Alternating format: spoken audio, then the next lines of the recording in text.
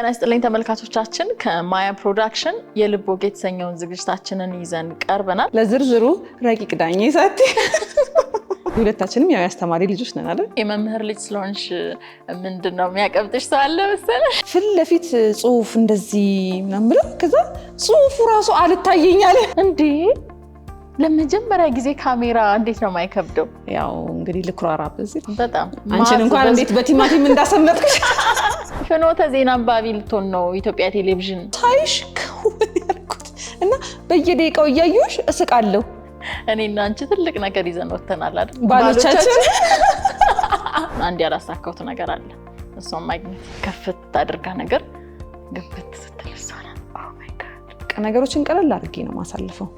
በቃ ይለፋ የምር ማለት እንደዚህ ሰው ምናምን እይታርገሽ አይ ዊሽ እኔ መሬት መሳም ብችል